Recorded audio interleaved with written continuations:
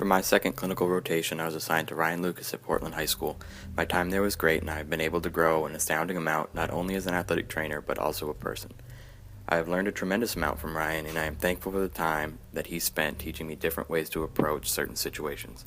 I have been able to hone in on various things that I need to work on, and I have also identified my strengths moving forward in this profession. The most memorable experience that comes to mind when I think of this last semester is a very serious injury. The injury took place at football practice while the athletic training staff was covering a playoff soccer game.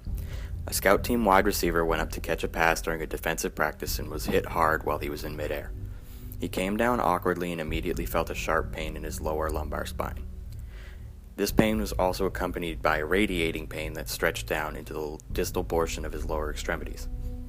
A coach had seen the hit, and instead of telling his player to stay down and calling us to come assess the injury, the coach had his player get up and continue practicing. Eventually, the player was unable to bear the pain and decided to come and find us. His symptoms included a sharp pain in the lumbar spine, numbness and tingling in his lower distal extremities, along with a radiating pain to those extremities as well.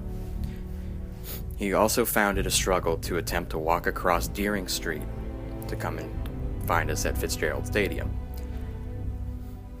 The football practice field is not far from Fitzgerald Stadium, where the soccer game was being played, but it is far enough for somebody with these symptoms to do further damage to their body.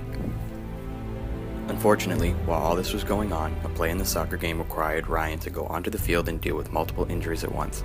This left myself and another athletic training student from the University of Southern Maine to stay with our injured football player. While Ryan was on the other sidelines, the football player's symptoms began to intensify. The student was brought over to Ryan, and Ryan was made aware of the increasing symptoms, and a decision had to be made. We decided to activate EMS, and the athlete was transported to Maine Medical Center, where his injury was assessed by emergency care physicians, and tests were done to determine the exact injury. Tests came back showing multiple transverse process fractures from L3 to the L4 vertebrae.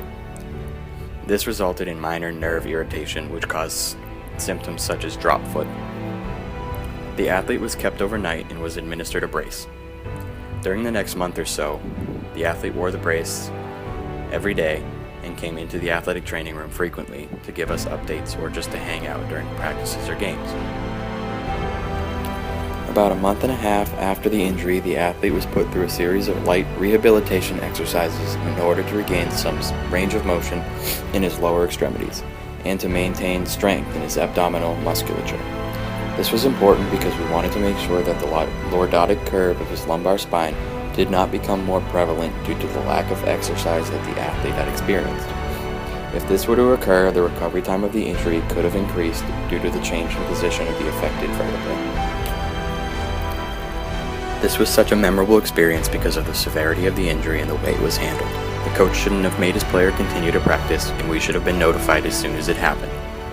The situation could have become much worse because of the athlete continuing to practice or even walking the 100 yards that it takes to get from the football practice field to Fitzgerald Stadium. This is such a great learning experience, and I am glad to say that the athlete is progressing and shouldn't experience any lasting symptoms from this injury. I have learned a lot, and this will help me deal with injuries like this in the long run during my career as an athletic trainer.